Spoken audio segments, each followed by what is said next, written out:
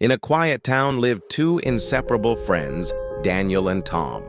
They loved stories, and their biggest dream was to visit the Whispering Bookstore, a legendary place said to be full of real magic. One sunny afternoon, they finally began their adventure. The bookstore was even more amazing than they had imagined. Books floated in the air, shelves moved on their own to create new paths, and the air was filled with the whisper of 1,000 stories.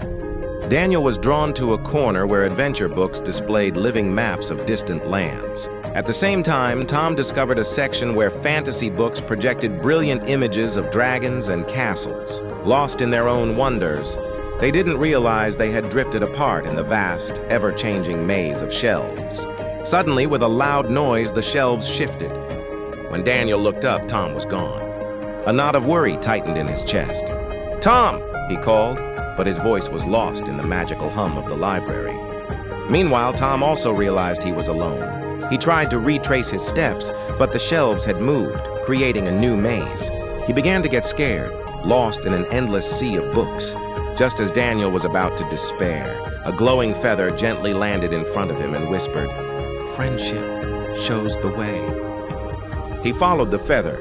At the same time, Tom entered a room where pop-up books had created rivers and mountains of paper. He bravely navigated this paper world. In the center of the library, a giant ancient book called The Heart of the Library sensed their friendship and fear and began to glow with a warm golden light. Two gentle beams of light emerged from the book, one for Daniel and one for Tom, creating a brilliant path for them. Following the light, the boys moved through the magical bookstore until they saw each other in front of the glowing book. They ran towards each other with a joyful hug. When they touched the book together, its pages opened and depicted their own adventure, showing that the greatest magic was their friendship.